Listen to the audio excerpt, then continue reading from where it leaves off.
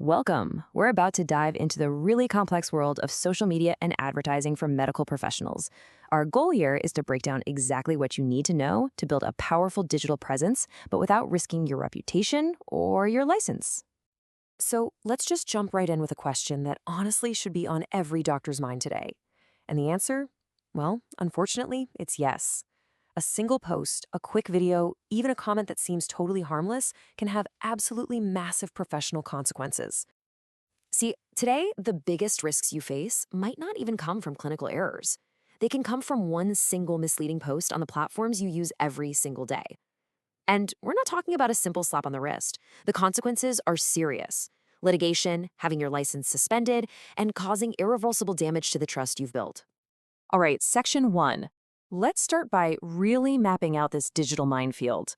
Because if you understand why healthcare advertising is so heavily regulated, that's your first step to staying compliant.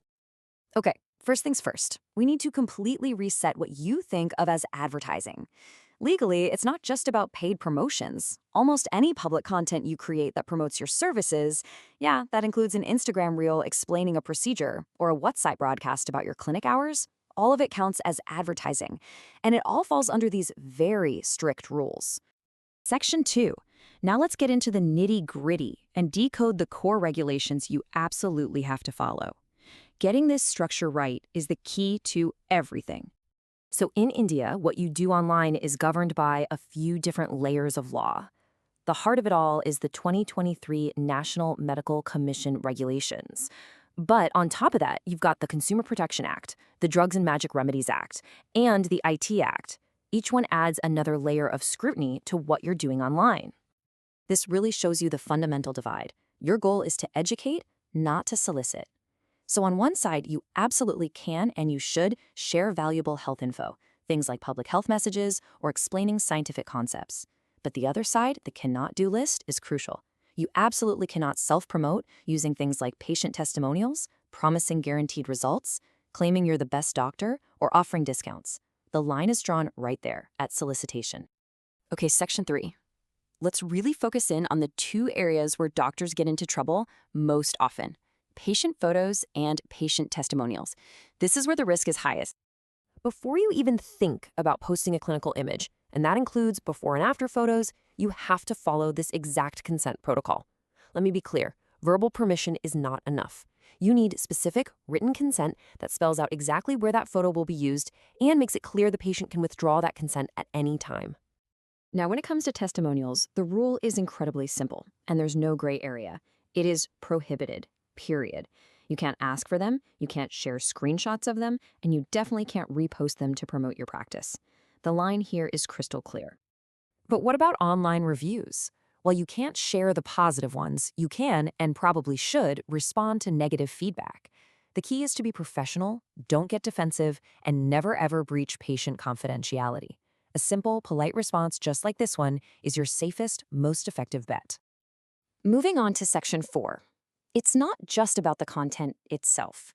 Maintaining clear, professional boundaries in all of your online interactions is absolutely crucial. This is really about how you communicate. This table lays it all out pretty clearly. These are the lines you just can't cross.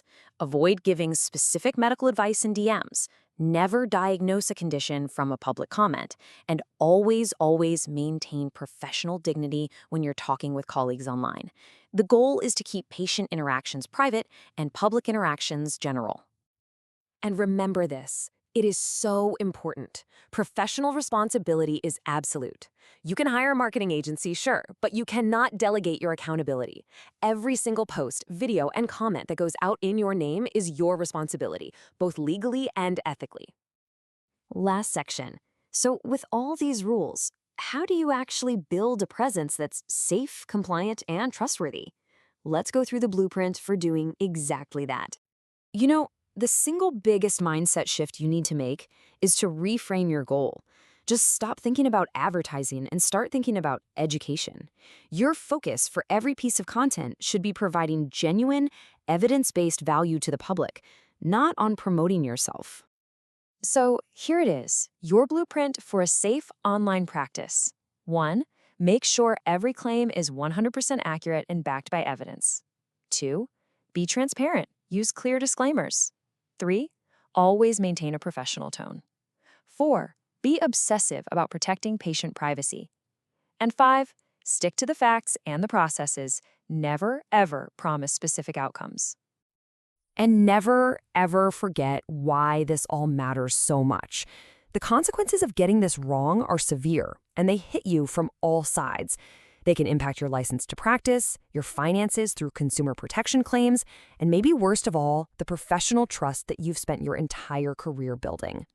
Because at the end of the day, every single post, every comment, every video, it all contributes to your professional legacy in this digital age. So that leaves us with one final question to think about. Is the digital foundation you're building based on solid, compliant trust, or is it built on unnecessary risk? The choice is yours.